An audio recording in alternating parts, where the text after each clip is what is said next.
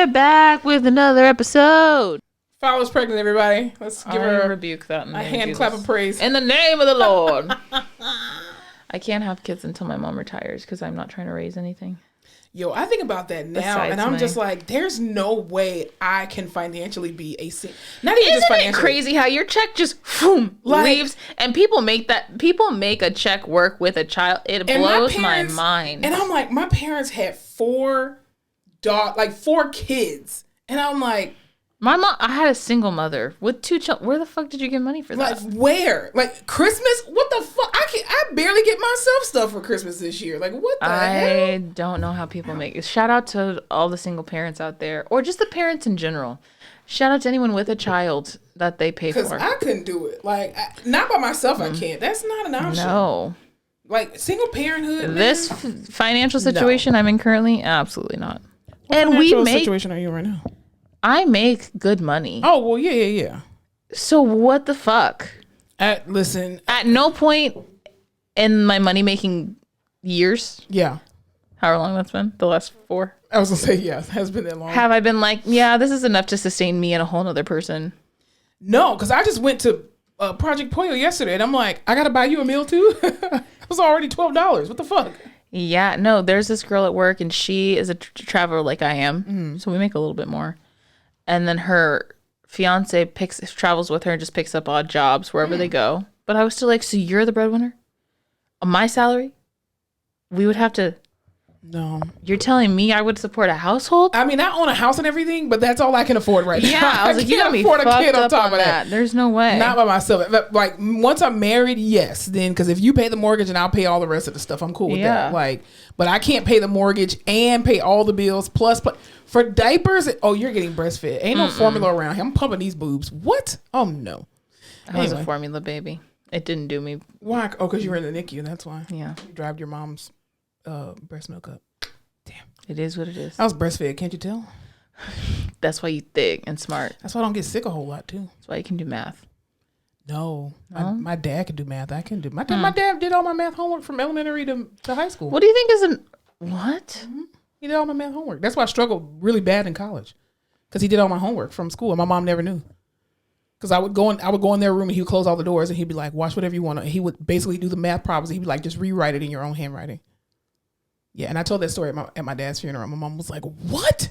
I was like, "Yeah, you never knew." This is breaking news. I didn't know that. Yeah, that's why I struggled with. I still struggle with math because I never learned it.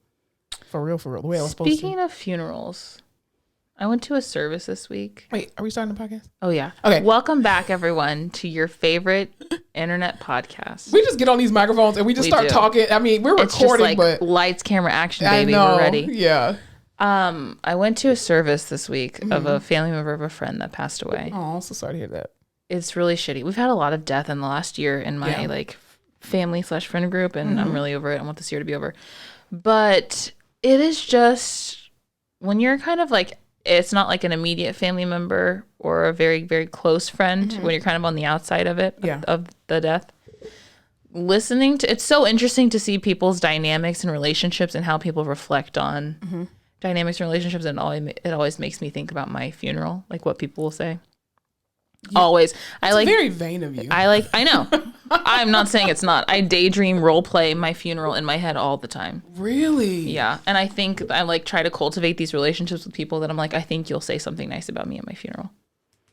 That's an odd way to live with the concept of your funeral in your brain at all times. Yeah, it's not healthy. It must be freeing. Like, are you afraid of death then, since you've already replayed what your funeral is going to be? So I have had horrible anxiety regarding death for a long time. But you keep torturing yourself by thinking about it. Yeah, but it's like the afterlife freaks me out. Like the whole going to sleep and never waking up. Because you don't know what's behind this. Exactly. So I will spiral on that. But the idea of a funeral, that to me is like pomp and circumstance. Like that is just like, you're having a party for me? Exactly.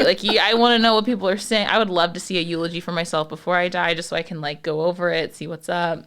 I told my mom that I want at my funeral, I want everyone wearing white, and I want her to play Biggie, and she was like, I'm not wearing white to your funeral. Why do you want her to play what song specifically by Biggie? Okay.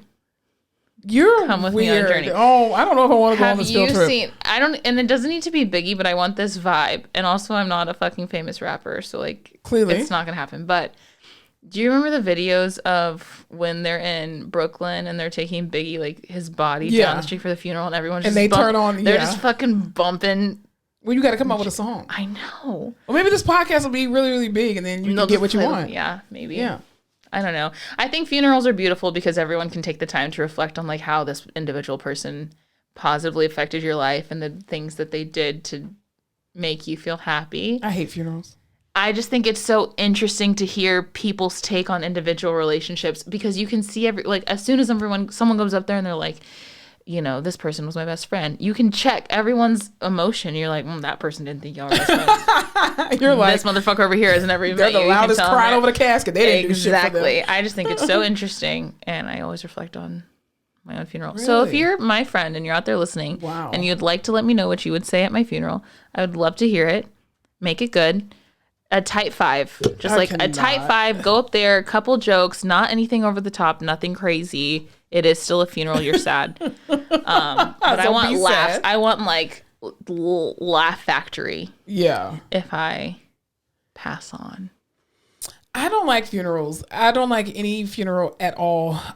Because I don't know. As a kid, I used to always have this like, you know how your intrusive thoughts take over? Yes. And so I used to always think that the bodies were going to jump up. And shit. Yeah. So I used to always be afraid to like walk past, dead bodies and stuff.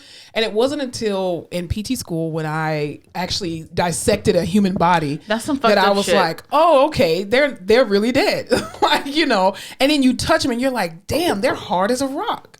You know what? And I feel like that's not adequately or correctly addressed in school. What? Like I know med school does it more, but PT does it, OT does it, the cadaver lab. Oh yeah. Like no one checks in with you mentally after you dissect, like you mutilate this human body. Yeah. No one's like, hey, does anyone want to talk to this like fucking therapist we have on retainer about the body you just hacked up that was a whole person? Yeah. Well, I mean, my director at the time, he actually went over. He was like, he was like, first of all, this is a very respectful time. Make sure that y'all respect these people because the fact that they donated their bodies for you to be able to get an education, you should respect them at the highest level. And he basically went through all the bodies because I think we had 6 bodies. And he was like, this person was a farmer. This person owned, a grocery store. This person was in the Marines and blah, blah, blah, blah, blah. So, it was like a whole big thing. But I mean, at the same time, we just covered the face. So we didn't have to think about it. But at the time, I had actually recently lost my aunt before I went into the cadaver lab. So it was very difficult for me because I was just like, damn, like I that was my first time being really introduced to what death was as an adult, because people who died were like not in close proximity to me. It was like friends of friends or family members and stuff like that. So it really didn't affect me until it was like literally my mom's oldest sister. And it was like, whoa, like I love this lady and she died. Like, what the hell? So that was her death. I took her death very hard. And it's weird how close death changes how you see everything. I promise this episode is going to get funny, y'all. We're not talking about just about death. Just give me some time. We'll warm it up. Yeah. Like my aunt passed away, right? Mm-hmm. And now if I see a death scene in a movie or someone talks about the death of someone close in a movie or I read in a book, I'm like, oh, fuck. Like, it just fucking hits different. It does. It really does. And depending on, like where you are in your own personal life, when that happens, you're just like, damn, this molds and shapes everything that I'm gonna, that I'm going through right now. So it definitely does suck. Anyway, welcome back, y'all. All that to say, how's everyone doing? Yeah. We're glad you're here with us. How was your week? My week was actually very busy. She's for no reason. Girl, and I'm not trying to be. I really am not trying to be. I thought the world was supposed to shut down. That's what I thought. Closer we get to Christmas, and y'all have been kicking it up, and I'm not with it. Seriously, especially in the medical field, like y'all need to relax. Like just stop. We're tired, man. Truly, it's like an unwritten rule that your census drops closer to the holidays. It's supposed to. Everyone knows that. When I tell you we've kicked into hyperdrive the last week, I'm like, I'm not about this. Yeah, I'm just trying to make it to Friday, man. But. It was busy but steady and stuff like that. Nothing too crazy occurred this week, thankfully. So that's good. I'm happy. How was your week? Awful. Okay. I wouldn't say awful. So the good thing about this job is you that just said awful. I won't say it twice. Okay. The good thing about this job is that I really enjoy the people I work with. Yeah. The vibe is very chill, which I needed. The patients have been trying me. Y'all have been trying me. Do you want to talk about that more in the Rehab Corner? We'll talk about it in the Rehab Corner, and you know what? Blessings and lessons, you know? God sends it into your life. You never know what you're going to get. Yeah. And I've gotten some good, I will say, like, I probably worked this job, like 6 weeks, and I've gotten bangers of patients. Just like beautiful people, some not so great. But for the most part, people that have been very sweet and very nice and very open to the therapeutic process. Love that. Yeah. This last week, dude, I don't know what the fuck was in the water. It's because we're getting closer to Christmas. Trials and tribs. That's all I've been given. Trials and tribs. I can. So that was my week, but it was good. I had friends come into town. That's cool. We had my friend Sophia likes to force us to do things that she knows will be fun, but we're all just like, oh, we don't want to do it. We don't have fun. Yeah. So we did like a Christmas cocktail party where everyone makes their own cocktail. Oh, cool. I know. So I know how to make an espresso martini if you'd ever like to try. I know you don't like coffee and you don't drink, but who knows? This could be your drink. Okay. So everyone made a Christmas cocktail and then we went out. You didn't get hit by a car, did you? I did not get hit by a car. I was in the littest Uber of my life, a whole party Uber. Did you invite them to the festivities? I didn't. Okay. I'm learning. I'm growing. I'm just checking on your white safety. That's all. I'm learning and growing. Some girl asked if I was Hispanic. Highlight of my fucking night. Oh, that's cool. Yeah.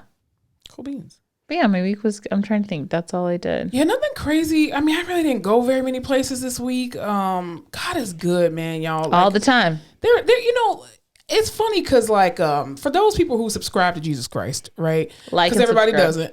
But people who like, subscribe, comment, download, share with Jesus Christ. It's so funny because certain things happen in life and you're just like, God, where the heck are you, man? And he's like, I'm right here. You're just paying attention. You want me to show up a certain way. You know we're recording, right? I can feel this piece of hair in my head. I was like, this girl having a personal selfie for those watching the video. She literally just put her phone up to her face and just like put on her selfie camera. I feel this fucking piece of hair in my, okay. Oh, it was your face. Yeah, oh, okay, continue. Gotcha. God is amazing. He keeps surprising me and I love it. I'm gonna keep letting him do it. I hate surprises normally, but I'm grateful that God keeps surprising me over and over and over again in a good way. So I'm happy about that. But you ready to get on into what we're talking about today? Yeah, let's get on into it. So I know we kind of started off the conversation about death, but we were talking really technically off air, but on air to a degree. This past week we found out that famous dancer, because he was a dancer first on So You Think You Can Dance. And he was also, I think, more famously known as Ellen DeGeneres' DJ, which he really wasn't a DJ. Show. Exactly. More of an MC. But Twitch, he unfortunately passed away due to suicide.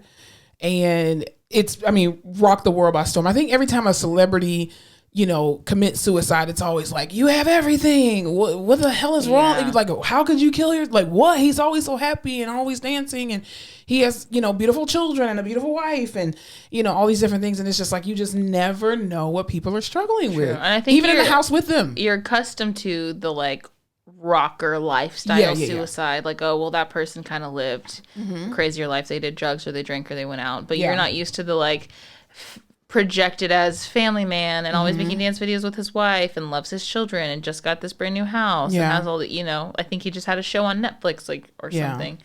So I think that's harder for people to wrap their heads around. It's so sad. Because people think when you're famous, they're like, you have everything. Like, you've achieved everything. More money, more problems. But they're the most loneliest people because you don't know who to trust. Like, that's why I always say I would rather the fortune than the fame. I don't care that people know me. I don't care that people I just want, if you listen to this podcast, just don't know what I look like. That's it. So I can still go into Walmart and look a hot mess and be cool and it changes your entire being, your entire you can't do anything. You can't. Your privacy is completely gone. And I really hated that people were in the news or on social media talking about, it's the Hollywood people come after you and kill you and coming up with all these conspiracy ideas like and Pizzagate shit. Well, my thing is, it doesn't matter.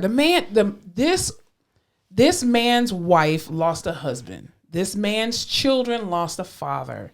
His parents lost a son, and his friends lost a loved one. It doesn't matter how, who, whatever. He's no longer here, so the conspiracies are not going to bring him back. It's the speculating for me. I just hate it. I hate it. You have no access to this man, and that's strange. He left his car. He did this, and then you come. I'm like, things are going to keep coming out as time goes on, and people are, why is his wife so quick to just confirm it? Because then you come out with stories like this, and people get to make their own narratives. Also, she wants to get ahead of it. You just learned about this shit. She's been dealing with it for already probably like 24 hours. Exactly. Like, she wants to and two, just because she puts out a statement doesn't mean she she actually wrote the statement. There could be managers, other people behind the scenes that say, listen, we need to get ahead of this before people start to speculate their own ideas and put spins on everything. Like, which is so crazy that you have to deal with something like that, but that comes with fame. The territory. Yeah, exactly. So it really just sucks. And I think, you know, I saw this one person, they posted on social media, they were talking about how, you know, people with anxiety and depression, because we even posted too about like the suicide prevention number and all that kind of stuff. And, you know, if you want to talk to somebody, reach out and talk to somebody. But it's not always easy to reach out and talk to people and feel like you have a person that you can trust with your most vulnerable, you know, thoughts and grievances. And so it just really sucks because around this time, suicides are more prevalent. And, you know, men actually commit suicide. They actually are successful at committing suicide than any other demographic of people. And I think it just sucks. I have such mixed feelings about the posts that are like, reach out to this number if you ever feel like this, or like if you ever need someone, I'm here. Because when you're in this mindset, it's the hardest fucking thing to do. Yeah. Like it takes so much to be like, you know what, I recognize these feelings and I know it's getting bad and I'm going to reach out to this person. I mean, most people who are in that state, they probably can't even get up and take a bath or even remember to eat, let alone call a number. Like that's not realistic. And even when you check up on people and you can talk to them every day and, you know, how are you doing? You doing okay? You need anything? Yeah, I'm good. And even though you as that person's friend or that person's person, you know, something's off. You can't force that person to talk to you and, you know, spill what they need to spill or whatever. I think all you can do is be there and make yourself available and make it known that you're open. I just watched that documentary Stutz on Netflix, the Jonah Hill and his psychiatrist. And he was saying that like depression is just this force that it just withdraws people completely. Like you lose, it's like a ship on the horizon. Like you're just floating out. And he's like, the close friendships are those things. They're like, if you're climbing a mountain, they're like the rock handles that you use. And he's like, they just have to, like, you have to initiate it, the person who is having those feelings. Yeah. And just know that they're there and they're stable and you can use them to climb out. Yeah. So just be a good friend and a good person and a family member and let people know that you're around and you're stable and you have space for them and they can use you to get out of things. Yeah. But ultimately it's up to them to make that decision and initiate those conversations, which also sucks because everyone always is like, what could I have done? Nothing. It's so hard. That is so hard. You know what I do think about though in the vein of talking about suicide is that I don't think, which by no means am I saying that the people who actually commit suicide are thinking about this or even have to even worry about this, but I don't think that people who attempt suicide understand the detriment of them doing that, what it does to the people who are left behind. No, like their family, like you don't even think about it. But I don't think we talk about that part enough of like if you do this, like your children, the people who love you, like the people who really are there for you or who want to be there for you, like it's such a detrimental thing for them. And it's like a monopoly effect. Like it's insane. Or I wonder if, because I don't think I've had like extreme suicidal thoughts, right? I haven't thought about this. Or are you so low and so depressed that even thinking about those close to you and how they would feel, you just do not care because you're in such a headspace. They're not even a factor. They're not even a factor, which is even, because that probably makes you feel even shittier. Like, how can I think that what I'll do will affect the people that I love so deeply and I still don't give a fuck? Because I just am so, God. Because I don't even have any, because it's even like when we have patients like especially during the COVID time or just patients in ICU who are actively dying. And we would try to use the concept of, you know, fight for your kids, fight for your wife. And at some point they don't have it to fight. Like they listen, my wife, my kids, my parents, my siblings, my nieces and nephews, I'm not even factoring them into the equation. I'm just trying to survive at this point. So I'm not even thinking about anybody else. Like I literally, I'm in this world by myself at this point. And you can see it as soon as it happens. You can, like, absolutely. Because when you still have the will to fight for other people, I feel like it's easier on our end to get you to be like, okay, listen, like you gotta anchor into those people and how this will affect them. Right. And as soon as you lose that, it's just so much harder to anchor into yourself because you're so tired and, you know. Yeah.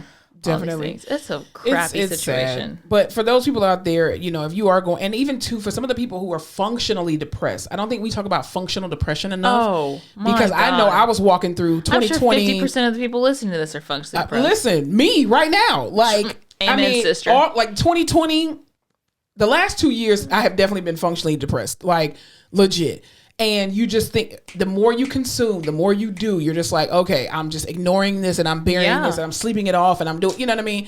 Yeah. It's absolutely insane. But for the people who are walking around functionally depressed, even if you don't know that you're depressed, for those, if you don't mind reaching out, call your PCP, let them help you schedule, an appointment with someone, use your EAP services. There are a lot of people who work for companies who have EAP services, which are basically like mental health services. Yeah. And some companies will offer you like the first 5 or 7 sessions for free or something like that. So it's just as easy. And if it's somebody you won't connect with, change it. You know what I mean? Like, go back and listen to the episode even when we talked to Dr. Dandridge about mental health, and she gives great resources about how to get into talking to people and different things of that nature. And also to be a listening ear. Sometimes you just need to vent to people and you need to just pour into them. So, our thoughts and prayers are with his family during this difficult time. Let's talk a little bit about Lil Happy, Rhianna, her baby. My God. How long have I been asking for pictures of this damn baby? You've been obsessed with Rihanna's baby. I've been obsessed. I needed to know what it looked like because I knew its skin was going to be perfect. So if you don't know, there were pictures finally released of Rihanna and A$AP Rocky's baby. Which you've been obsessed with. Which I've been obsessed with. On the not so great end, it was because paparazzi got unofficial, sneaky, icky pictures of the baby that they were going to release. And Rihanna knew about it. So she told Jason Lee from, was it Hollywood Unlocked? Yeah. Yeah. She sent him pictures and was like, if these pictures are going to be released of my baby, I want to at least be in control of what I can, and I can be in control of you getting these pictures and letting it out first, and black media having it and being awesome. The first to receive it. I love that. So that was good. And then she posted TikTok. But that baby is cute. Hotline bling. I know. Would have loved a name. I'll take what I'll get. He is cute. Looks just like his daddy with his mama's forehead. Yeah, he definitely has Rihanna's forehead. Yes. He's a cute little boy. But he's a cutie. Yeah, he's definitely a cutie. I just don't understand, okay, I get it. Paparazzi have a job. I get it. Oh, but I just think that it's so invasive. Like, that child doesn't ask to be 100%. A celebrity. It can't get consent. And it's like, it's a fucking baby, y'all. Like, stop. Like, that is so freaking invasive. And we wonder why Michael Jackson put pillowcases over his fucking kids' heads. There's entire cultures where they won't take pictures, they won't take photographs of their children up into a certain point because they think the taking up pictures of a child steals pieces of their soul. Really? What culture is that? Huh. I do be saying shit sometimes. I can see maybe like the Southeast Asian. It's like a Middle Eastern thing. Yeah. Hold on. Southeast Asian? Yeah, I can see that. This is the fact where I don't think I'll be fact checked sometimes and I just say shit. No, I mean, people don't come here for our facts. They don't come here for the facts. We're just here to have a good time. I'm a Gemini and that's all I'll use. Oh, we know you're a Gemini. Oh, okay. Here's one. In Russia, it is believed that no one should take pictures of a baby until the baby is 1 month old. It is believed that babies with pictures taken before turning 1 month are more likely to die. Damn, that's left. Newfoundland, Israel, Greece, India, they all have kind of beliefs. Thailand, superstition, Japan. I can definitely see that. China, Polynesia, all kinds of things regarding the baby. Wow. And here we are sticking a camera in babies' faces and coming up with whole Instagrams for people's kids. It's insane. I'm trying to think. What was the one that I was specifically thinking of? We found they're expecting triplets. First question was why? Greece, Israel. I don't know. You guys can do your own research. I just say the shit. They're here for entertainment, not for facts. I'm telling you. Wait. They told us. Okay. Hold on. I'm almost there. 5, 6, 7, 8. Oh, now you want to be on 2 and 4 now. Great. Different cultures have different expectations, but I know there are cultures who don't appreciate you taking pictures of their children up until a certain point because they believe it is detrimental to their soul, their well-being, their health, all of those things. I mean, I think pictures should be taken because I feel like you want to see the progression as a kid. You want to see what you looked like as a kid, how you were as a kid. I mean, I have a bunch of baby pictures and I love them. My mom has a ton of baby pictures as well too, but I don't think it should be, I think because we're in this huge social media, what's the word I'm looking for?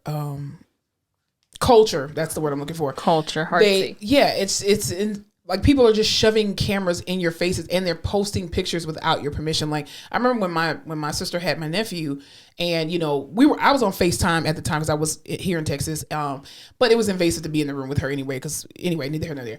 But when she delivered my nephew, of course we got to see him, and my mom took pictures. She sent pictures to us, and so she was just like, yeah, don't post them online. And I'm like, why would I post your baby's pictures online? Like, why do that? But that's what I'm saying. Like, why do you, as a person who has not had this child, why are you so quick to want to post pictures of other people's babies, even for grandmothers or aunts and uncles, and you're just like, oh, so and so had the baby? Why do you want to be the first one to tell somebody else's business? Performative, and it's annoying. My dream pregnancy situation is a Kylie Jenner pregnancy. Like, am I pregnant? Aren't I pregnant? You won't cannot know. go one episode without bringing these fucking people up. But anyway, neither here nor there. It's disgusting. It really is. Anyway, let me hide my baby till I'm ready. You're not even gonna know I'm pregnant till I want you to know I'm pregnant. You're not gonna know what my baby looks like till I'm gonna tell you. You're not gonna know the name till I tell you, and I'll be the one to fucking tell you. Yeah, no, because that is your it's so child. Invasive. It's so invasive, unnecessarily invasive to be also, in people's business. Can you imagine? Oh my God, can you imagine growing this fucking parasite for 9 months? It taking everything from you. Mm-hmm.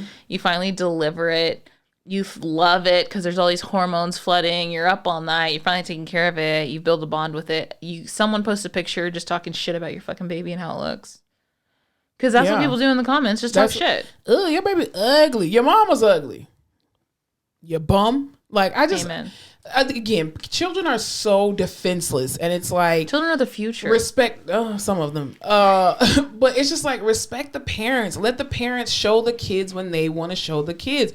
Don't force them into doing it just because you want to be nosy to see. So, okay, you see the baby, and then what? Are you going to buy it a gift? Are you going to set up a college fund, a GoFundMe or some shit? Like, so you're just like, well, I just want to know what the baby looked like. Why? Yeah, get a life. Was me, but I'm also not rushing to take pictures of her fucking baby. You're not stalking Rhianna outside her house and hiding behind her bushes with a camera like paparazzi. Like, you know what I'm saying? You're just like, that's just invasive. You're a regular person that's just like, oh, I wonder what the baby looks like. I can't wait until she shows pictures. That's normal. But for you to be, Rhianna, we're going to post these pictures. What the? I hate paparazzi. Anyway. I'll tell you what else I hate. Liars and people who shoot people in the foot. Listen, the Tory Lanez trial. Let me just say this. What is his name? Daystar? His legal name? Some bullshit. Anyway, let me just say this. For anybody that's out there that's listening to our podcast, I really want y'all to remember there's only one person on trial with the Tory Lanez trial, and it's the state versus Tory Lanez. Okay? He has to prove his innocence. Okay? Mm-hmm. Just want to get that disclaimer. Remember who's on trial here. Not about who is telling all these people's business and all this other kind of stuff. Remember who's on trial, who the plaintiff is, and who the defendant is. That's all I want to say. His name is Daystar. I would like to remind everyone of that. Yeah. So Tory Lanez's trial has been going on. Who he allegedly shot Megan Thee Stallion in the foot. What this happened in 2019? Yeah. I just need everyone to know that this is a Meg Thee Stallion Stan account. Oh, absolutely. It will remain we that way. stand Meg Thee Stallion over here. Absolutely. The Tory Lanez Meg Thee Stallion trial has been going on. It's not a Meg Thee Stallion trial. It's the state versus Tory Lanez. Because he allegedly shot her in the foot. Absolutely. And the state press charges, yes. As we all recall. It's just been getting a little funky fuzzy for me. I don't know what's going on. Meg Thee Stallion testified. She was very much in the I can't even believe I have to do this shit. Because she's not on trial. She is the victim who was shot in the fucking feet. But here are some fun highlights that have come out that I've seen that I'm sure everyone would be very interested in. This all started because... Allegedly. Everything I say from here on out is alleged. Tory Lanez was in the pool with Kylie Jenner, getting a little too fucking comfortable. Meg Thee Stallion, a little drunk, a little tipsy, got pissed the fuck off. Went to the car, told the driver, I'm getting the fuck out of here. Me and my girl Kelsey were leaving. Driver said, I'm not leaving without Tory Lanez. She said, fine, get that motherfucker, put him in the car. Pools. So it's the driver's fault. It's all the driver's fault. I'm going to blame Kylie Jenner. I'm going to blame Chris, actually. I don't know how she's involved, but she is. They get in the car. Tory Lanez, all pissed off, huffing and puffing, tells her friend, Kelsey, her best friend, Kelsey, I don't know why you're letting Meg get so pissed off that I'm trying to fuck Kylie Jenner when we all know that I fucked you and her and y'all share people, so what the fuck is up? I don't know what we were trying to accomplish with that logic, but obviously it didn't work out well. But apparently they've done that before. Like, Kelsey sleeps with all these people, then Meg Thee Stallion steals them as she I'm not saying she should or shouldn't. I'm just saying here's the thing. Happens. Here's the thing for me.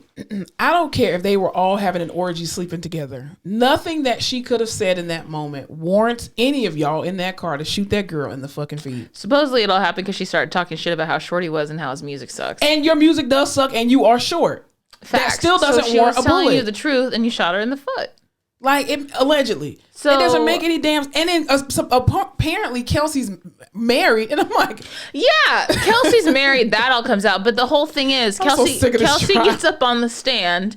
Because if you... And redacts her entire statement. Yes, because if you listen to... if you take Meg and what she's saying, hello. She's been consistent the entire time. She's been consistent and it makes sense. Like, they got heated. She got shot in the foot. She didn't want to tell the cops because it was 2 months after George Floyd. It was a weird time to be involved in anything with the cops. Everyone was scared for their life, especially if you were black.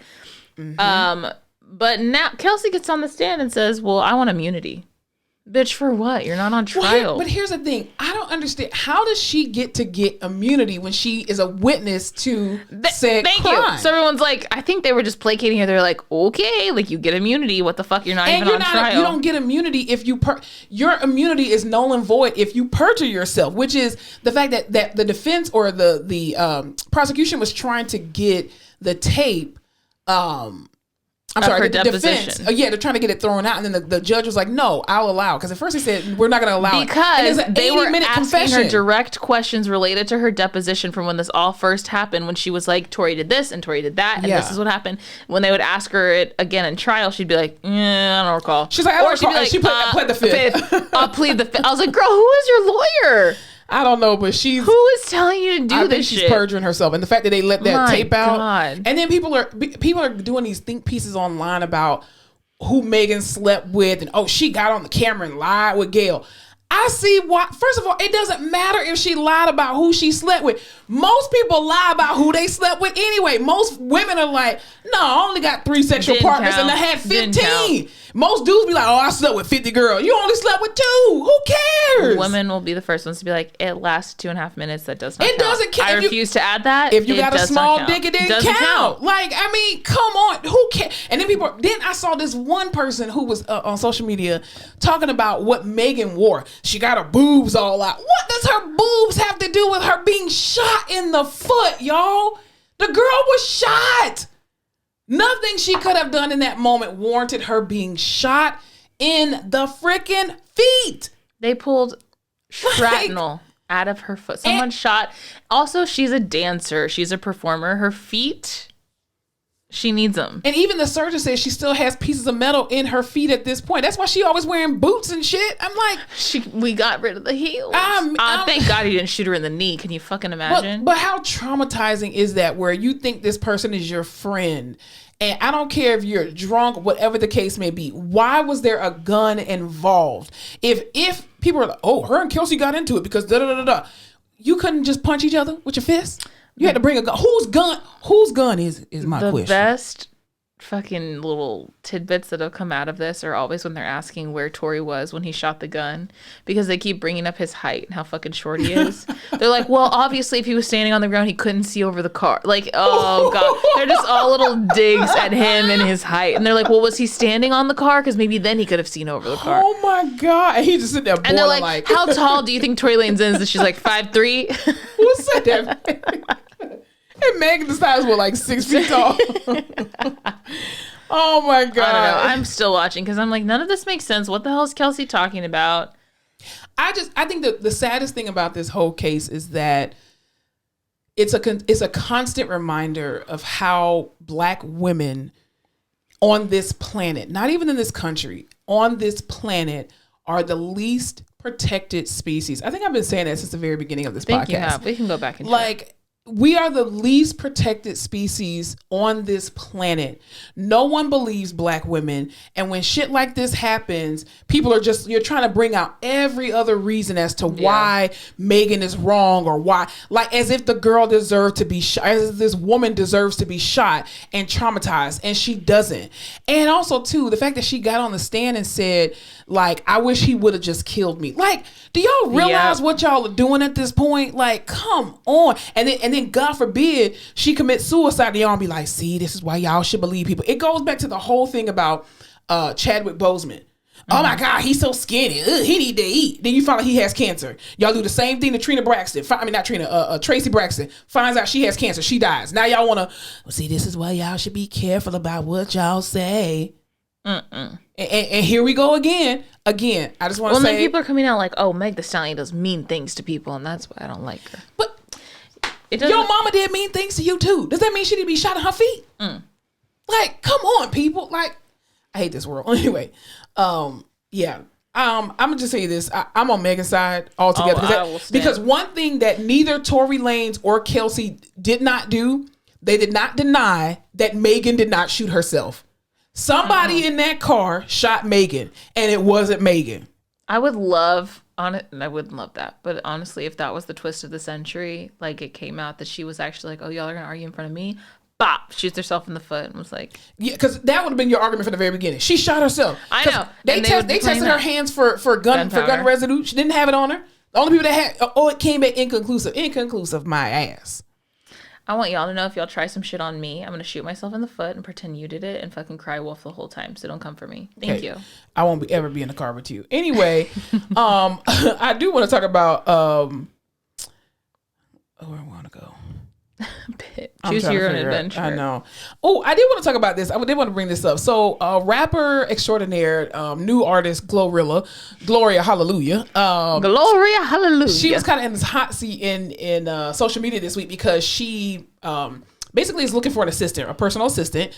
And she put out these different things of qualifications that she wanted. She also put the pay out there, which was like $26,000, which according to somebody's math, it ended up being like $550 per week, right? And social media has been in this uproar, like $550 a week. Who the hell? What? You need to pay more people than that, and blah, blah, blah, blah, blah. Okay. Here's what I want to say about that. For most people making think pieces about what Glorilla should be paying her personal assistant, y'all are probably working in corporate America, owning a house, 9 to 5. You got real bills, okay? For a person who is 18 to 22 who's trying to figure out their life, that's a perfect job for them. I'm going to tell you why.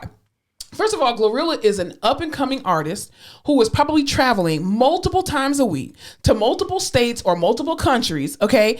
The exposure alone that you are going to get as her personal assistant, you cannot put a price tag on that. The network, the famous people that you're going to meet, even a social media influencer, if you apply for that job and got $550 a week, that's content, baby. That's content. Money. And I'm quite sure you probably living with your mom and your auntie. You probably ain't paying no rent on your own at this point. $550 a week, that's enough for you at this point. Like, people who are 28 or 25 and up and talking about, that's not enough. Yeah, that's because you work in corporate America and you paying your own rent. I don't think she was looking for a 40-year-old assistant with a mortgage. No. She's looking for probably somebody young, like professional, who ain't got nothing at this point, who's just like, listen, you just trying to find your first job. Exactly. Also, too, do you know what that's going to do for your resume? I was a personal assistant to whoever. Guess what that's going to do? That's going to open up more doors for you to be a personal assistant to somebody else and then make more money and bank off that. Like, y'all are so stupid about opportunity and network. Also, if that seems like too low of a sum for you, just keep it pushing. Don't apply for it. I'm going to tell you this. If I was 18 years old, 19, and I didn't know what I wanted to do and I was not in college, I would absolutely apply for that and be like, hell yeah. That seems like a fun job. Just the mere people that I'm going to be exposed to, I would never in my own personal life be exposed to these people. The networking, because here's what's going to happen. You're going to have to come through that personal assistant before you get to Glorilla. And who's to say that you won't get a raise? But you're over here at $550 a week. Y'all are delusional. And I agree with Glorilla. It should have been $500 a week. Oh, speaking of fucking like being 18 and in college, did you hear about the murder in Idaho, the college murder? No. Bitch. This Idaho, what? Is it University of Idaho? I don't know. One of them I-states, either way. Yeah. It's all the same to me. There were 4 college students that were murdered in a house together.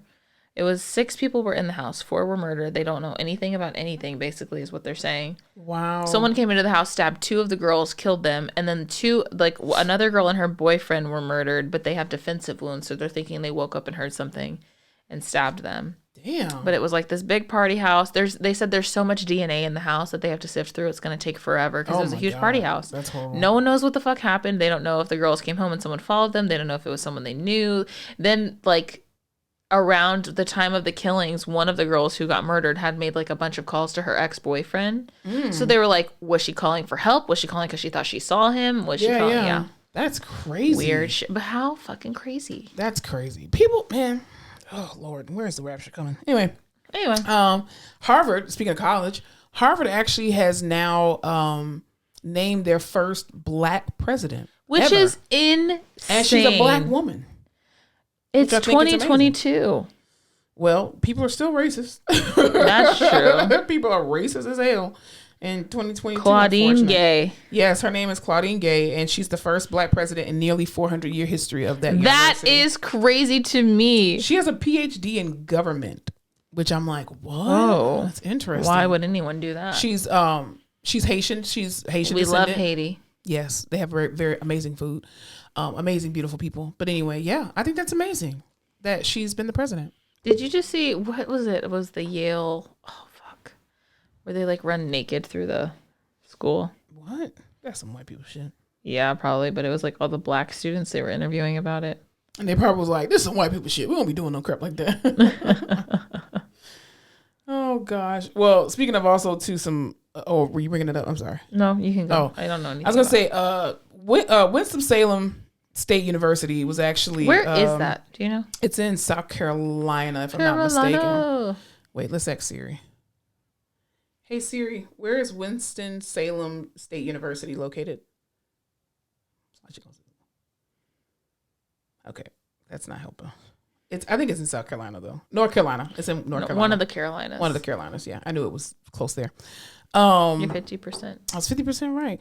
So Winston-Salem has been in the news lately. There was a young lady. I'm quite sure most people have seen the video. If you haven't, you can go on the Shade Room or TikTok or something like that. You'll see it. Where you get the hard-hitting news. Exactly. Anyway, I was going to say something, but anyway.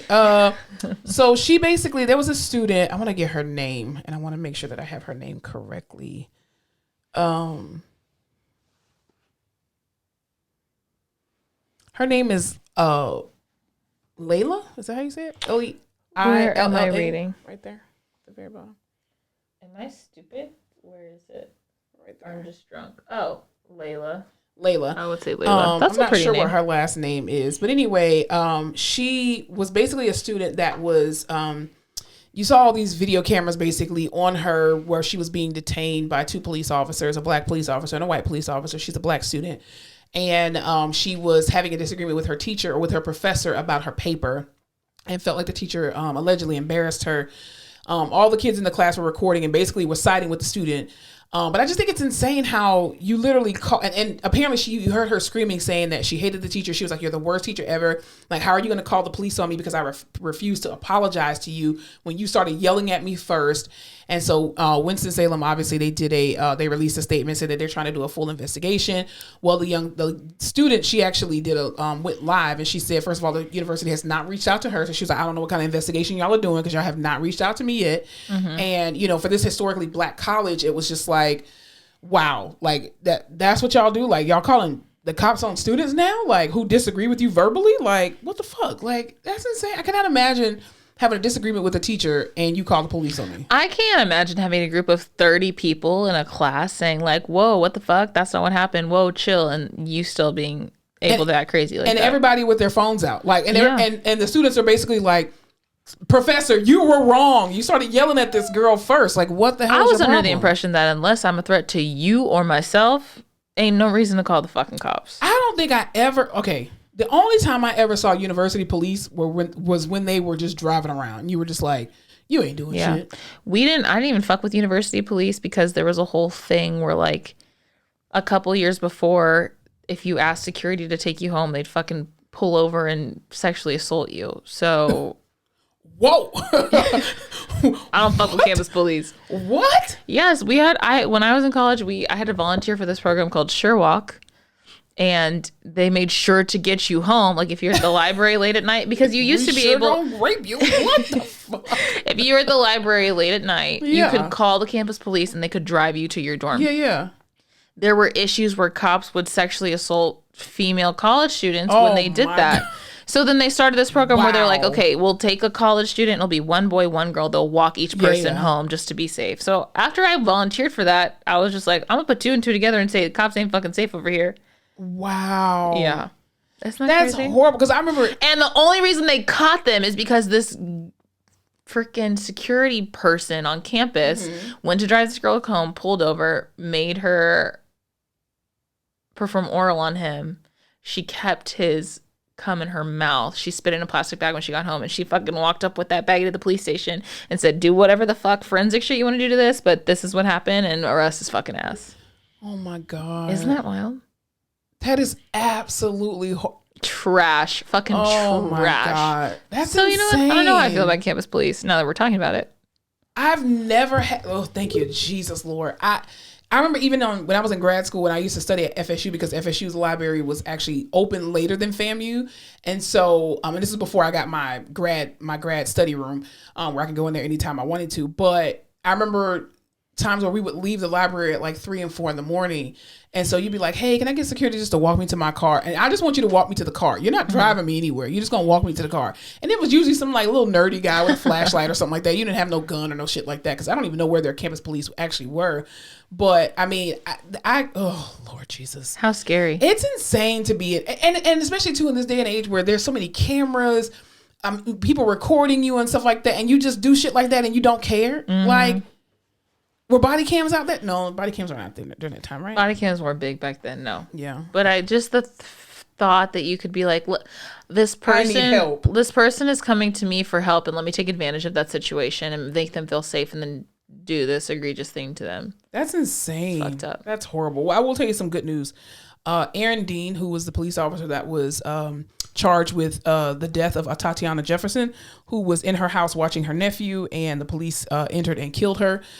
He has actually been not convicted, but he's been charged with manslaughter and is currently on trial. And I pray that he gets the fullest extent of the law and that they put his stupid ass under the jail. Thank you. As you should. Because as we've said, it doesn't matter what your intentions were. If you do the action, you're guilty. You fucking did it. Yeah. You did it. I can tell you some other good news. Lizzo. Did you watch the People's Choice Awards? It's about damn time. No, I didn't, but I heard that she brought out a bunch of activists. She brought out about 17 different activists who she thought that their platform deserved notoriety more than her winning an award. So she literally called each one of them out and said one of their names. And the organization that they represent. So she talked about, there were a few indigenous women that were there who were from different tribes. I don't want to mess up the names.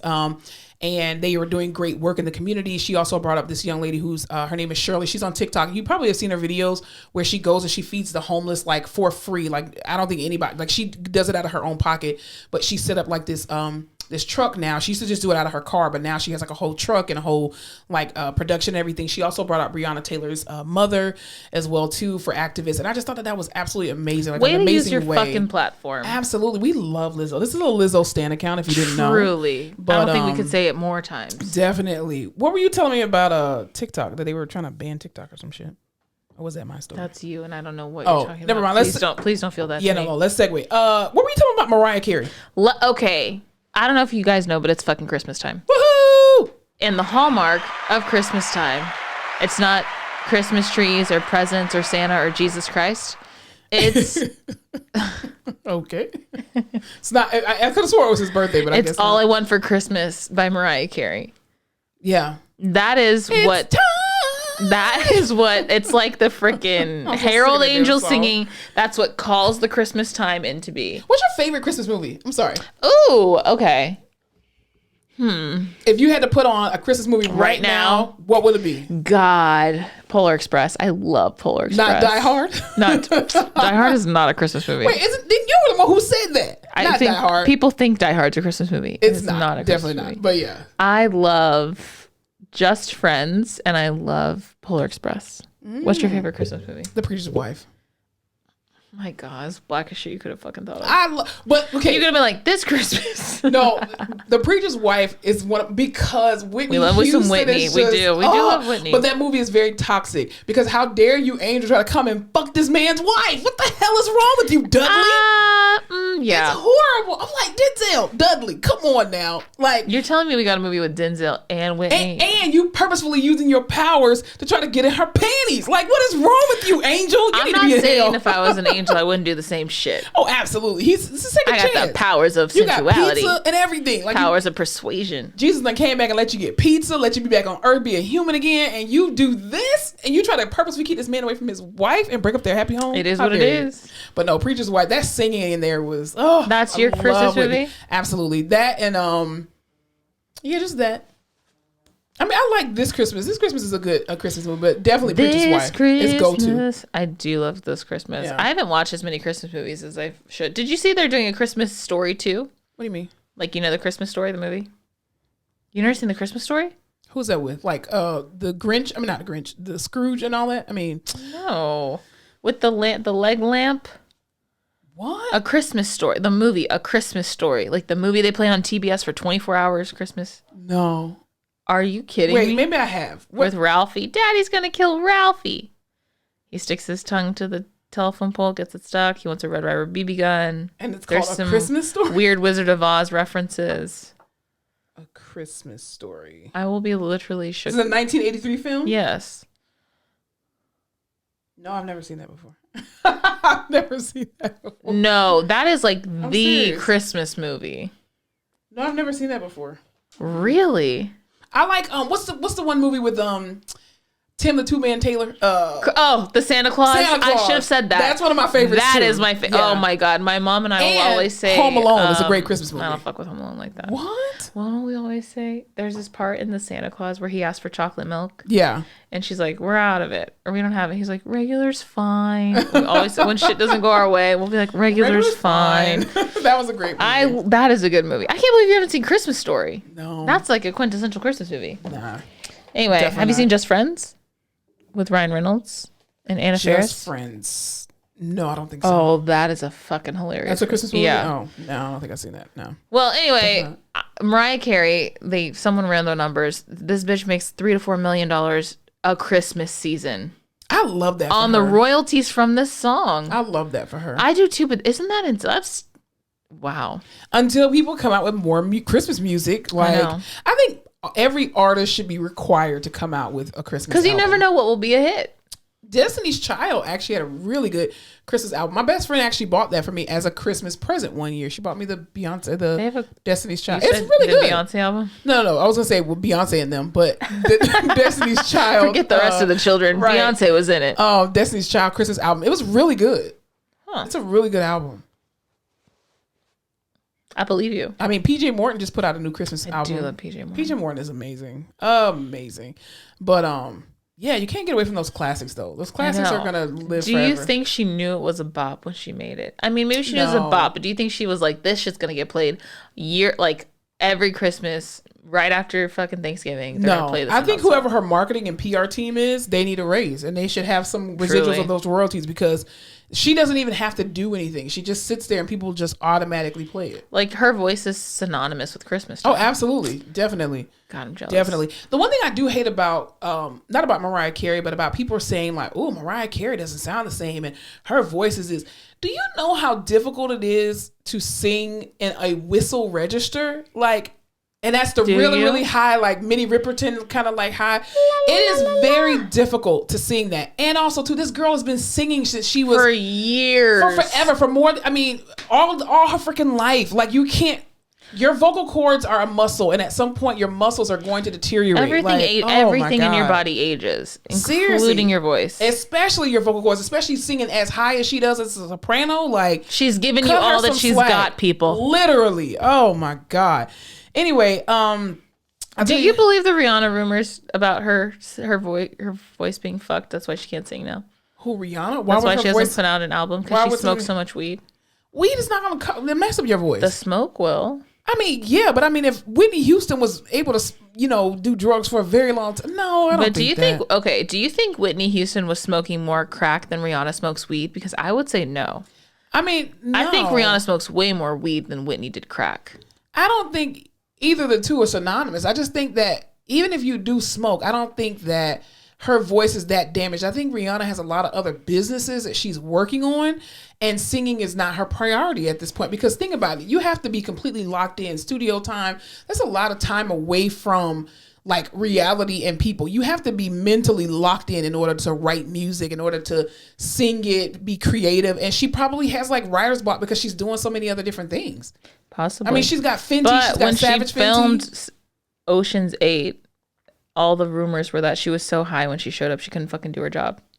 That's rumors, though. That is rumors. That's just what the people are saying.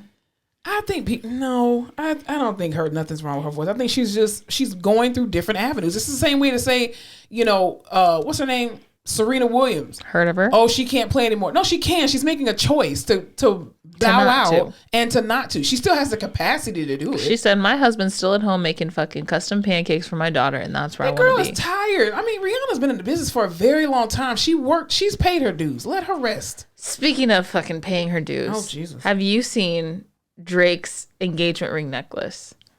No, because I don't pay attention to Drake. Good, you shouldn't. He's a fucking loser. Very much so. This man had a necklace commissioned. It's got 42 engagement ring sized diamonds all the way around and then down. Kind of looks like a rosary, whatever the fuck God he's praying to. And it's supposed to represent each time he thought he was going to propose to a woman or man. Who knows with that one? Drake's gay. He's got to be at least bi. I would die on that hill. He's a bottom. Remember the summer with OBJ? That's all I have to fucking say. He's a bottom. You fuck prostitutes and strippers way too much. He's been riding dicks trying to get into locker rooms of men for a very long time. He is the original fucking wag. What's a wag? Wife and girlfriend. Oh, that's a thing? Like, yeah, no, I mean, just like the thing. Okay. Mm-hmm. Interesting. There's an XFL team coming to San Antonio, which is like NFL adjacent.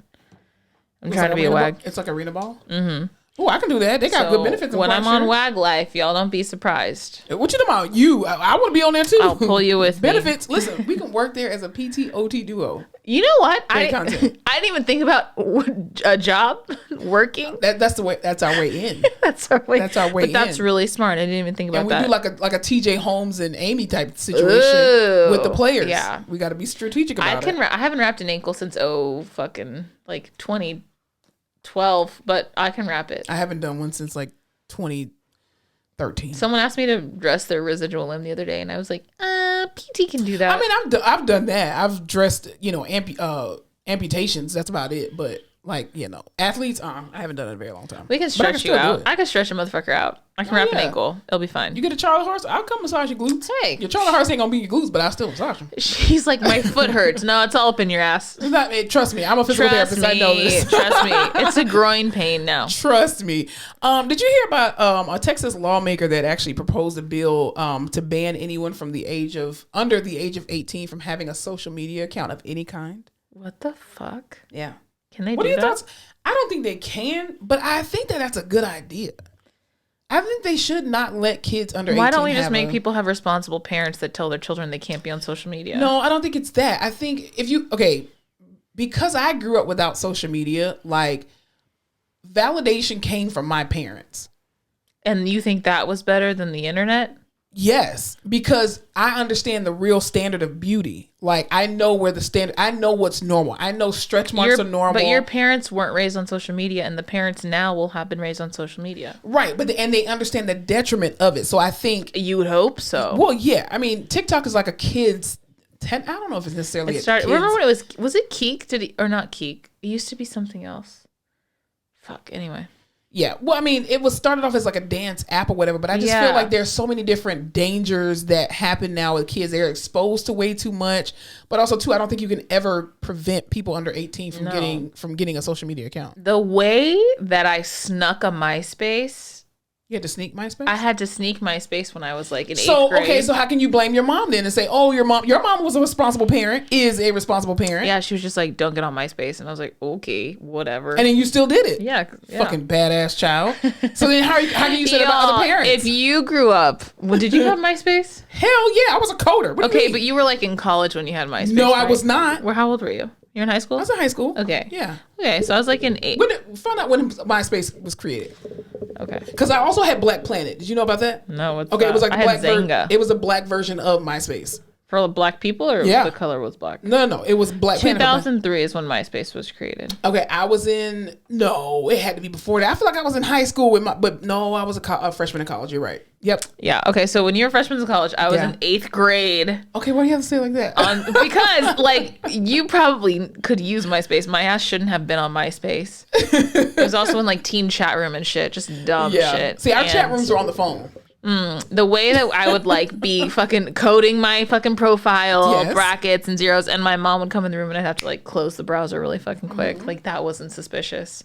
But if kids want to do something, they're gonna fucking find a way to do it. Oh, absolutely. So just how about we make parents fucking emotionally mature and responsible and be able to have these conversations with their children about the detriments of social media. But your mom was, and you still went around it.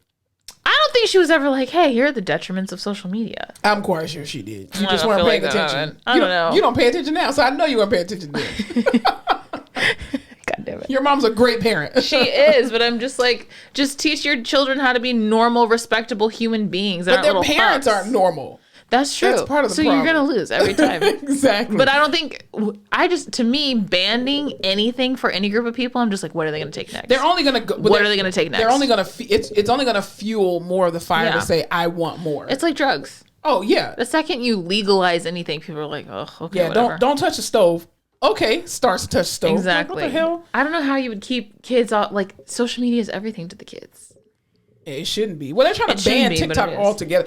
Here's what I do want to say to the United States of America at large. Stop trying to fucking ban TikTok. Here's the thing. If this idea that you're trying to say, oh, China's trying to steal all of our information. Your cell phone is made in China. They already have it. They create all the cameras for Samsungs and iPhones. You have to use facial recognition to get in your phone or a fingerprint. They already have it, the amount of people who have their credit card information on Shein to get this Thank you. Shit. They got us. They done got us.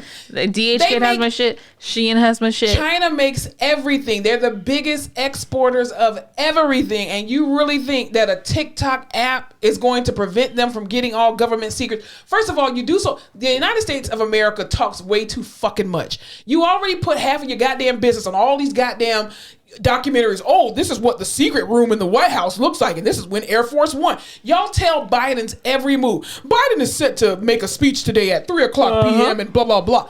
Like, you tell people your every move, and you're worried about China. China ain't thinking about us. If You're trying to rile up. You're trying to rile up a specific group of people who are afraid of foreign threats. But you know who it's not? The millennials and Gen X and G's and shits. The problem is you want control because you're pissed. My bad.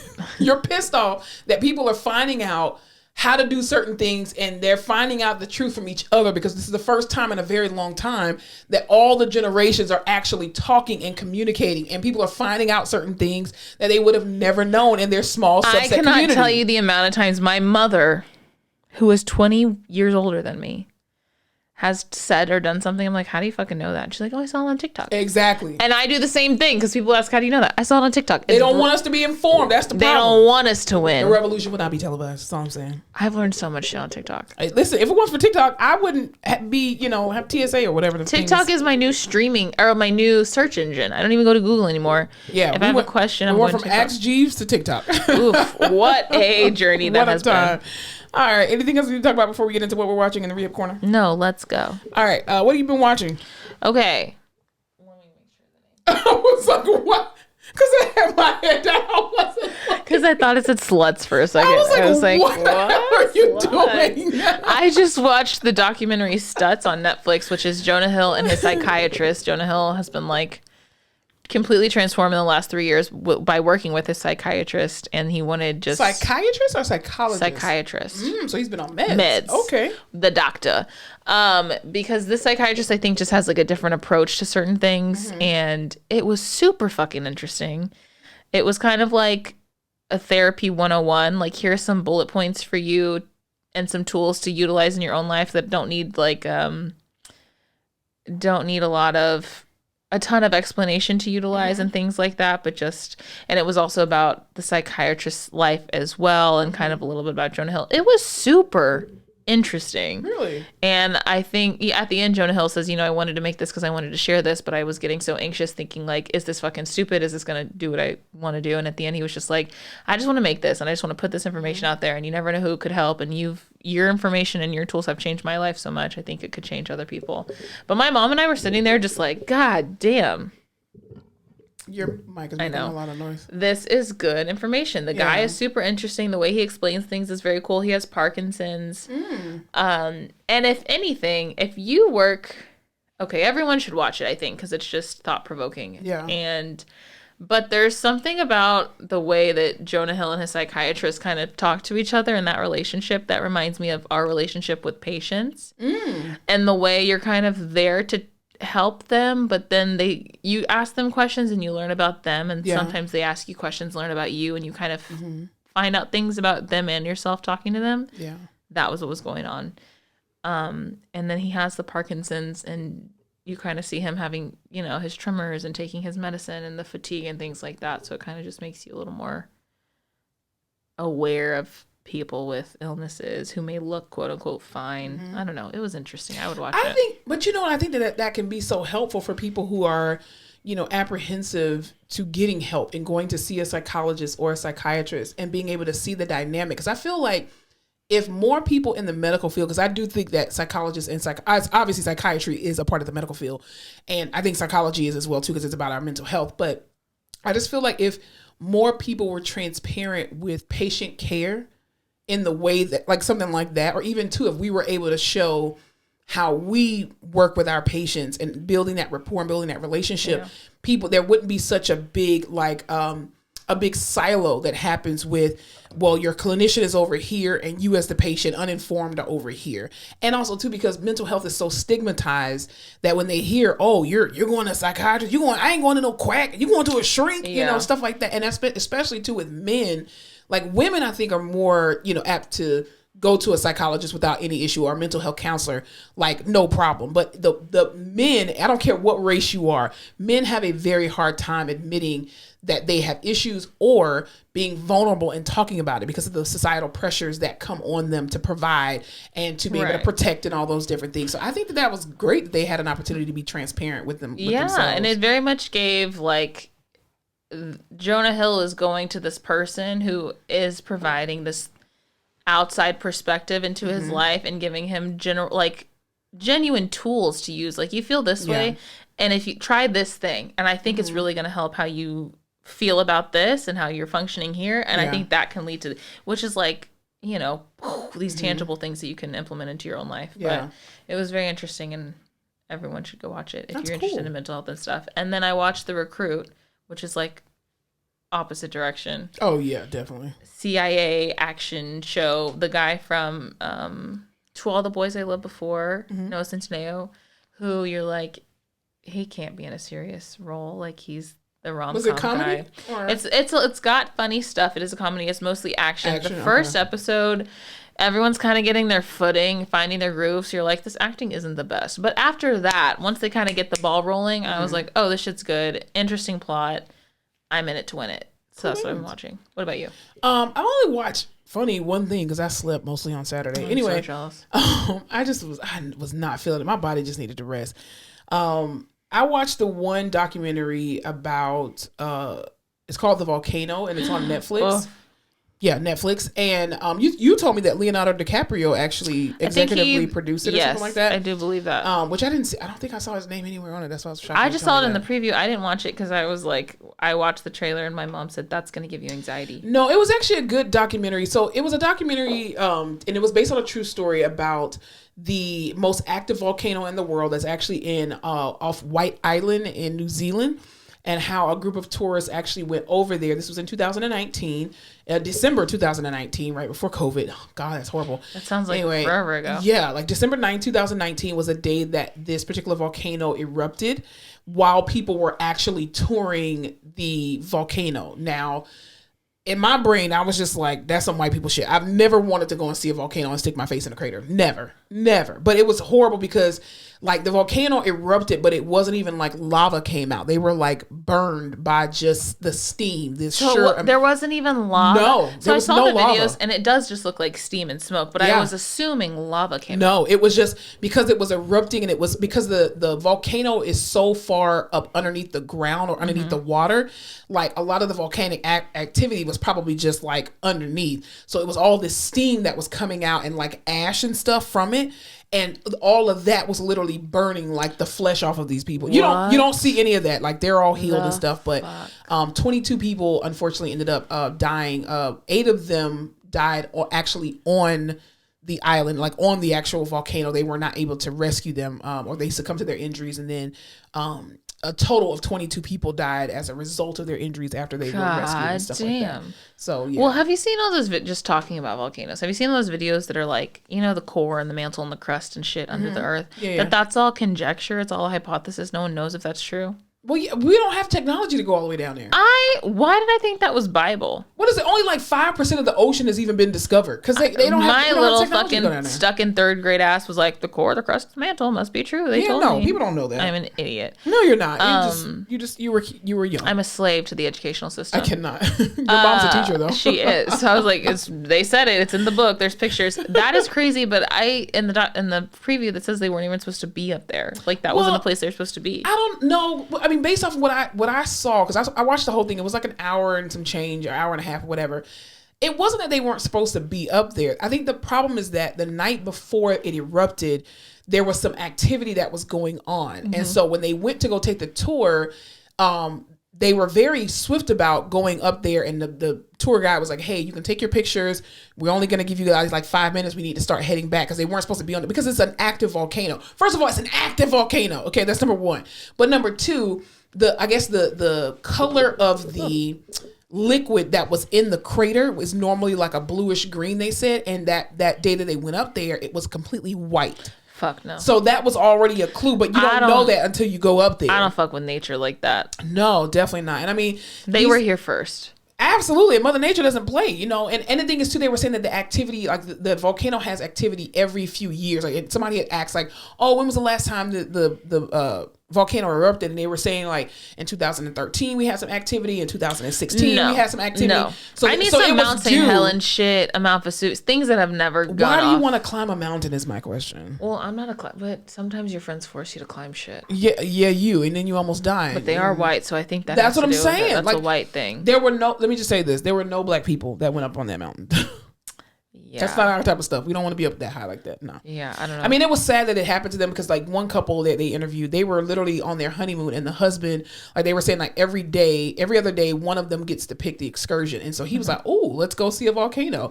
And the wife was like uneasy about it the whole entire time or whatever, and how, you know, they both were severely burned. But burns are the worst to me. Like the sloughing. Yeah, it was horrible. Is that how you say that? Yeah. Good. That part, the wrapping you have to do, the grafts you have to do, it's probably this pain. Oh, the smell. Well, people died from infection. You have to keep it all humid and moist and shit. Ugh. That's why I could not work in a burn unit. Not just because of the smell, the look, but also too, it's too hot. I can't be hot like that. It's humid as hell. All their ICUs have to be like 80 degrees and above, and I don't got time for that. I sweat too much. But anyway, off that crazy note, you ready to go on into the rehab corner? Let's go on over there. All right, so in the rehab corner today, we are talking about a specific, in the vein of what we've been talking about this whole episode. We didn't mean for this episode to be dark, because it is Christmas. Ugh, sorry, y'all. But anyway, we can't control what's happening in the news. We're the Grinch. Fowler has this very interesting story that she had with a patient with mental health. So we're going to talk about how we as physical and occupational therapists navigate through working with patients with mental health disorders. Y'all. Take it away, Fowler. I'm being tested by the Lord right now. Yeah. He gives his hardest battles to his strongest soldiers. I would say like I'm medium-sized at this point. I cannot. My Lord. I get this patient, and did I do a thorough chart review? Probably Yes. not. Oh, you say yes. Okay, sorry. Yes. I'm saying yes legally for the protection of myself. Of course she did. She always does. And my license. All I knew is that he had a toe amputation. He's got a history of schizophrenia, and he's here in the rehab. I love people with mental health issues, right? I'm like, this is an exciting challenge for me. Yeah. Right? I feel like people kind of toss them to the wayside. They're not always great to them, but I was like, I'll be great to you, right? Because that's what God has called me to do. Híjole, dude. This man. I go in the room, and he's refusing everything. I give him the whole spiel. This is what we're going to do. This is what I have to see. No, I'm not doing that. I'll do it tomorrow. No, we can do that tomorrow. I'm not going to do it today. I was like, I need you to shower. That's like my whole job today. To see you shower. I'm not going to do it. Yeah, that's like my whole job. So no, I'm not going to do it. I'll do it tomorrow. I'm strong enough. Okay, fine. Mind you, this man has weight bearing precautions on his foot because he just had his toes chopped off. Can't follow him for shit. Great, awesome, perfect. Gonna bust your stitches open, get infected. Not on me. I'm trying to tell you. Gets to the wheelchair. I'm like, can you at least brush your teeth for me? He's like, yeah, I'll brush my teeth. Wheel him up to the bathroom. He's like, I'm not going in there. No, I'm not going in there. Hallway's too long. I'm not going in there. And I was like, well, I can wheel you. I can. No, I'm not going.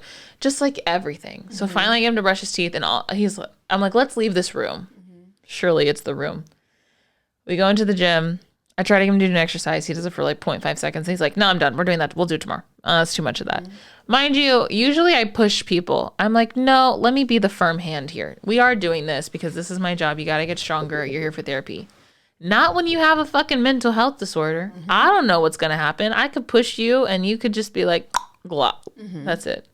I'm not trying to get punched. I'm not trying to get yelled at. Yeah. This is our first day together. I'm feeling things out. All he wants to do is wheel his wheelchair around the gym. And at this point, I'm exhausted. It's the end of the day. And I just let God take over. And I was like, you know what? Okay, let's do it. This man decides to wheel up to every patient in the gym and tell them how he can heal them. And like, it shouldn't be bad, but mind you, like, a lot of people here have amputations, and they came in for the hospital for like a toe ache and then left with their leg chopped off. Yeah. So like, it's not a great time to be like, oh, I can heal you. Oh, what's that going on over there? He also thinks his toes are growing back on his foot. And you can't heal yourself. Exactly. He keeps telling me his toes are growing back. They're not. They've been chopped off. So I'm just like, listen. And then I feel bad for everybody else in the gym because I'm like, like, I'm not trying to. Patient. Exactly. So whatever. We get through the session. I'm like, we'll try again tomorrow. He hasn't gotten his meds. We're trying to get all that figured out.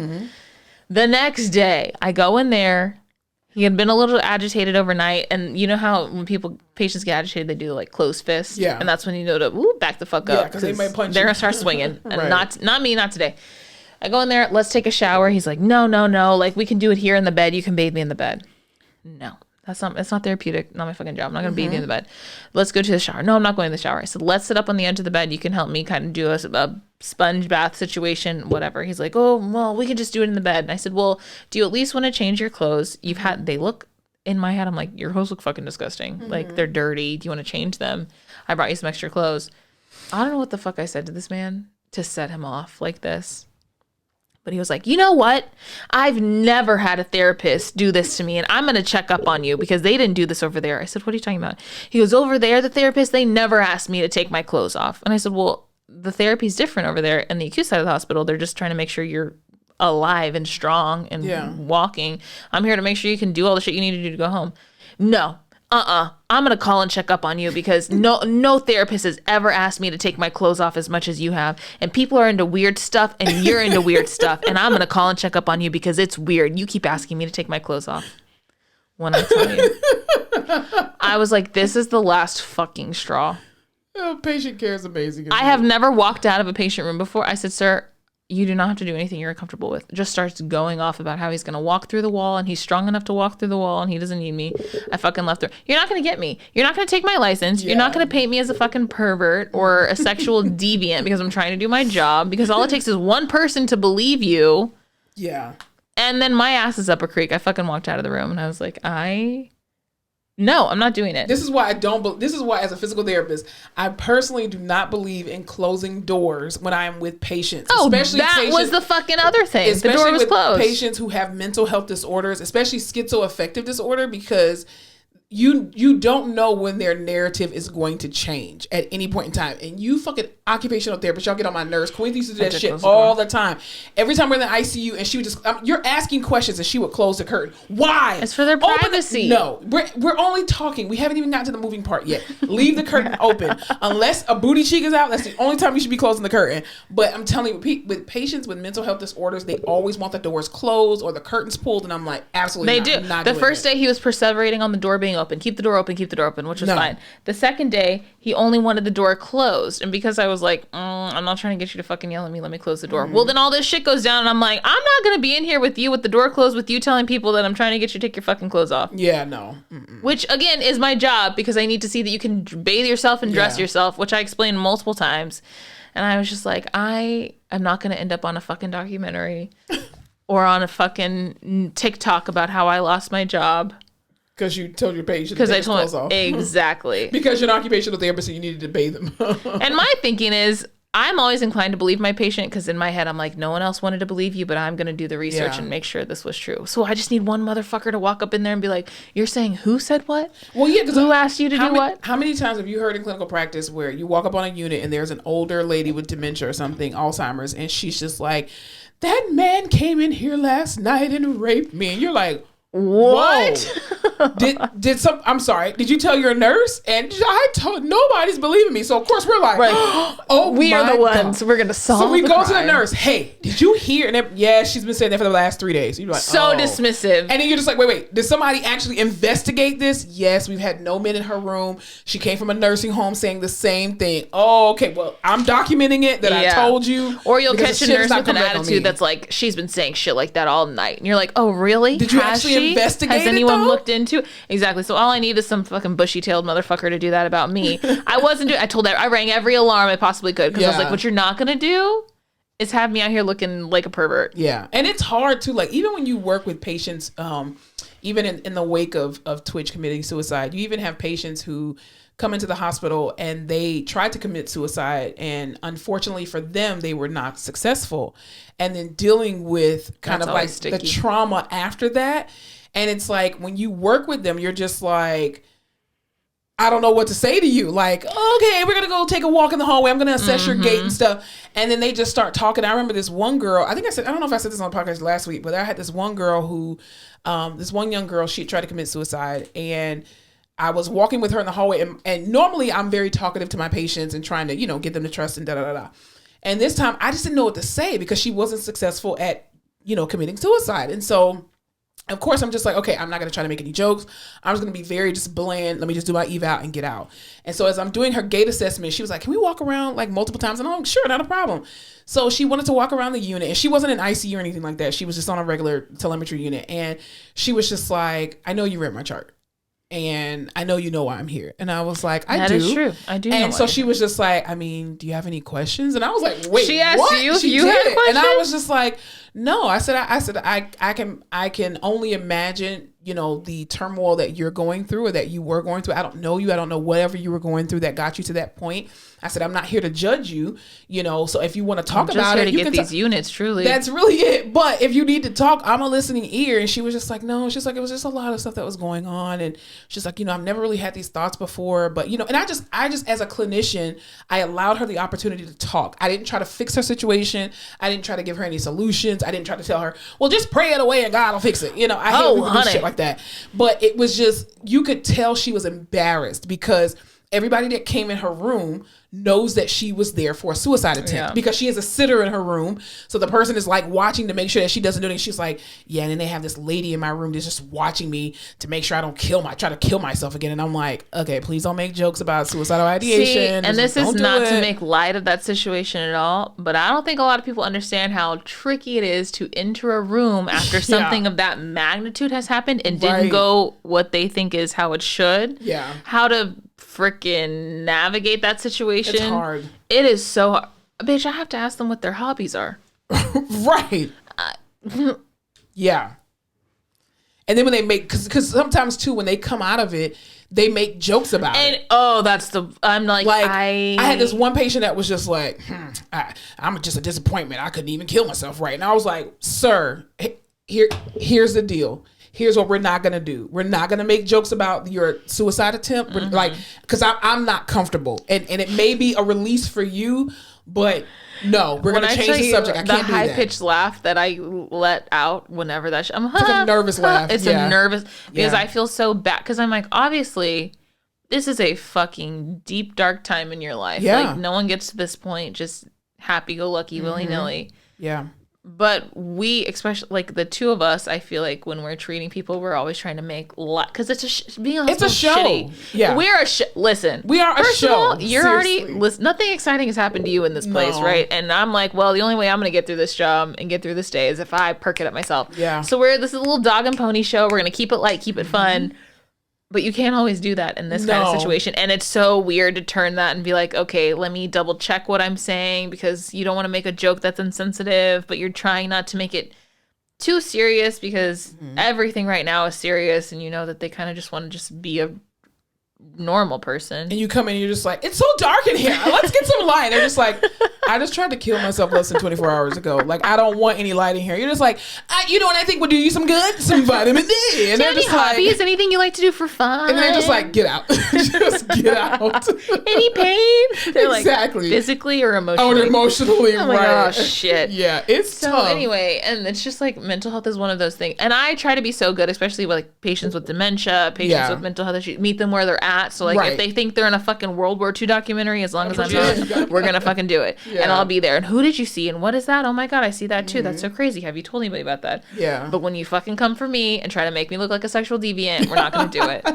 I refuse. Yeah. I think it's just very tricky in healthcare, just dealing with people who have mental health issues, because again, it's already stigmatized. And as soon as you see that, when you're doing a chart review and you see somebody that has schizophrenia, like as a person without a mental health disorder, your first instinct is just, oh my God, what kind of shit am I going to get into now? Yeah. And then you go, and because sometimes medical charts make the patient appear to be worse than they actually are. Because they don't say schizophrenic, but well medicated and functional and hasn't had any issue. No, they just say schizophrenic. Schizophrenic, and what bipolar, you're thinking is the patient disorder you had last year who also had schizophrenia in their chart that fucking threw shit at you and you know, yelled at you and cursed you out, and you're like, well, shit. Threw a tray table at you. Exactly. Yeah. And it's insane, because it's like you are walking around this world without a mental health disorder. So you can try your best to empathize, but you'll never really know until you actually go through it. You know, preferably you won't ever, but you know, it's just, I think in healthcare there's a lot of grace that has to be extended, because then there comes a point too where you're just like, okay, this ain't your bipolar talking.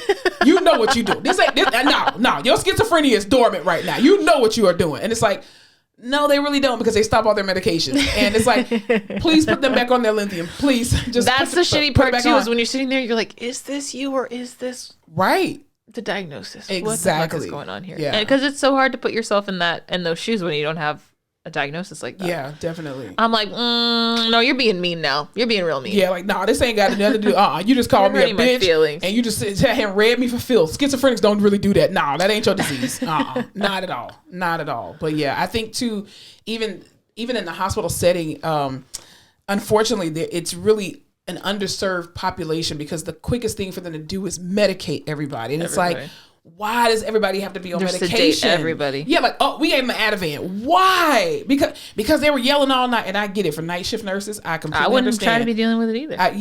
But at the same time, it's like, can we put them back on their regimen, or can we get some better coping skills? And that's where the psychologists come in. Can we get a family member in here? Exactly. Can we run them around during the day so they're tired at night? Yeah. Because when you knock them out on their ass, then I try to go in and see them at 8 a.m., they're not getting up. Exactly. Because you give them an Ativan at 8 in the morning. Yeah. And that's why they're wired, because you're throwing off their sleep pattern. They're already chemically imbalanced, and then you throw that on top of it. So it's a very it takes a special person to deal with people with diagnosed mental health disorders.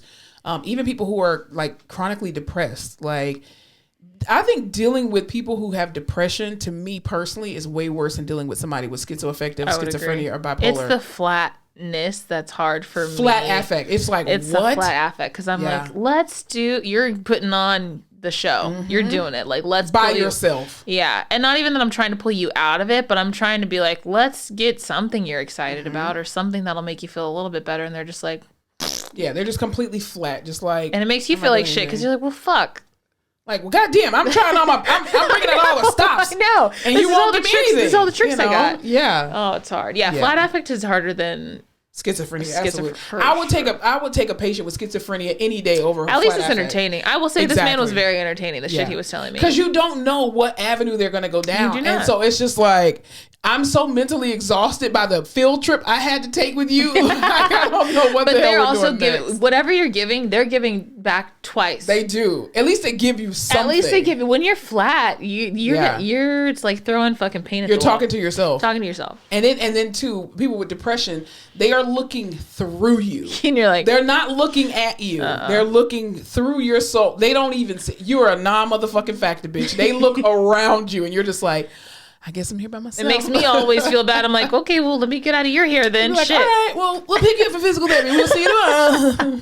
PTA. Not me. They did not like me. Exactly. Oh, but yeah. So I'll keep you updated on that. We'll see what happens. Yes, please do. But hopefully there's no investigation when I get back to work. I don't think it will be. I don't think everyone. Well, then as long as you document what happened. I'm so worried about it, right? Because to me, it's a big deal. Like no one's ever done that to me before. I'm so upset because I'm like, I would I love this job. I love what I do. And half the time they don't even know what they're saying. Okay, thank you. So everyone I tell is like, oh yeah, like he's been talking crazy the whole time he's here. He's wanted to. The doctor. I told the doctor because he was there, and I was like, listen, this is what's happening. I need you to know. He was like, he's been naked the whole time he's here. Now he doesn't want to take off his clothes. And I'm like, everyone's making a joke about this shit, but I'm taking this very seriously. Yeah, it's because it's your first time. Yeah, that's like when I was a student, and I was on my very first clinical rotation, and my CI was this tall, buff white guy, right? And so this patient came in, and she's Jamaican, and so she did not want to work with him at all. He was doing an evaluation, and so she just kept saying, "You're a fucking deceiver. You're a fucking deceiver." I love that term. And so I'm like, okay, I'm black. She's black. Maybe I can relate. So at first, we're getting along, and I'm looking at my CI like, haha, I can do this, and you can't. Us blacks stick together. Us blacks stick together. And then like 20 minutes later, she was like, "You're a fucking deceiver," too. I was like, damn, I guess I'm out of the game. So wheel back to her room. But yeah, it's. I mean. As a clinician, sometimes it is fun because they take you on these trips and you never know where you're going to land. You become like this war pilot that you do. You're just like. I remember the one patient who thought that my student was a my God was an FBI agent or something in Mexico. Mind you, Mexico, we're all speaking English, right? Exactly. And they're like, we're in Mexico. He's like, I know you, and she's like, you do? Where do you know me from? He was like, you're a damn spot. We work together in Mexico. She's like, what? She's like, I said, where are you right now, sir? Can you tell me where you are? We're in Mexico. And she was like, and she was looking like, I've been to Mexico before? Like, it's like, you know you haven't been there. That was a fun one. Yeah, well, we almost broke our backs. Yeah, but anyway, that part was fun. Definitely. But yeah, as we move into Christmas time, y'all, it's a beautiful time to be alive. However, there is the reality that there's a lot going on in society, in people's lives that are controllable, things that are not controllable. And we want you all to have an amazing Christmas. We're not going to be here next week. We're not going to have an episode next week just because we're going to give you guys time to be with your family during Christmas. We're keeping the Christ in Christmas, baby. That's right. And so we're not going to have an episode next week, but we want y'all to enjoy your family, enjoy your friends. Don't worry about getting people gifts. Fuck these people. Buy what you want for yourself. Just think about the things you're grateful for, and and even if you can't come up with anything, that's fine too. That's fine too. Like, just hang on in there, y'all. It's gonna get better. I know it seems like it's not, but it's gonna get better. Like, you are loved. It can't get worse. Am I right? Why did you say stuff like that? Yes, it can. Oh, okay. See, this is why the man is already accusing you of making him take his clothes off. God damn it. But yeah, I mean, things are going to get better. They are going to get better. You just have to give it some time. But other than that, I wish y'all have an amazing, absolutely Merry Christmas, and eat lots of food, and check on your people. For those people who are usually in good spirits during this time of the year, check on other people. This is a happy time for some people and a very not happy time for other people. Especially those who have lost people that they love. Check on people who have had recent deaths in their family, or who've, lost a parent or lost somebody close to them. That the holidays, it makes it very difficult for them to, be in the holiday mood or whatever the case may be. Check on your strong friends, the friends that you normally never have to check on them anyway. And if you're thinking about someone and they cross your mind, check on them. Just call them. And if you're blocked, I'm sorry. What did you do? Tell us in the comments. Yeah. I don't know that we want to hear that. Yeah, maybe in the DMs. I'd love to hear why you're blocked. I cannot. All right, y'all. Well, anything else before we get out of here? No. Merry Christmas. Happy New Year. Happy holidays. It's Hanukkah. Happy Kwanzaa. I don't know if it's Kwanzaa yet. Is it Kwanzaa yet? I think it is Kwanzaa now. Why did we start wrapping a political holiday with these religious holidays? What do you mean? Kwanzaa's a political holiday, is it not? No. What is Kwanzaa then? Kwanzaa is an African holiday. African, but it's political. It's not religious. No, it is religious. It is religious? Yeah. I want a fact check on that. Yeah, look it up. Christmas is a political holiday. One would say. It is. It's pagan. They put a fat white guy on it. Kwanzaa is an Jesus' annual birthday. holiday celebrated primarily in the U.S. It emphasizes the importance of the Pan-African family and corresponding social values. Thank you. It's not religious. It is religious. It does not. Nothing I said was religious. That's because you're going from Wikipedia. You got to go to authentic sites. Look at the candles. It was created by activists. It's a harvest festival tradition. Yes, because it's in remembrance of the Africans. I'm not trying to fight with you. I'm just saying it's not religious. I'm just saying it because I don't really know. We should celebrate Kwanzaa. Yeah. Well, are we allowed to? We're not Pan-African, I guess. Ma'am, aren't you? What's your percentage of Nigerian? Not high enough, but it's there. No, we can. I think we can. I think we can celebrate Kwanzaa. I'm Absolutely. down. Is Iboja it like and all Gullah that? Island would not be. That's Jamaican. That's Jamaican. Okay. Yeah. Which they are of African descent. Everybody's from Africa. Anyway. But yeah, I just want everyone to go out there and do their best. Absolutely. Have a Merry Christmas, y'all. Have a great time with your holiday. For people who do not celebrate Christmas, definitely having a great time with your family. Spend time with your family. Enjoy the time off if you got it. Yeah, for real. Use your PTO, man. Fuck these jobs. Anyway. Amen, sister. Absolutely. All right, y'all have an amazing week on purpose. Y'all remember to spread love. Spread light. And don't forget to laugh your face off. You were ready to hit that button. I was. I got it. I got my cue now. For the first time, yeah, I'm on cue. Hey, did you guys enjoy this episode? If so, don't forget to follow us on all our social media platforms, including TikTok, Facebook, Instagram, Twitter, and YouTube at The Face Off Pod. New episodes are released every Tuesday. Thanks for watching.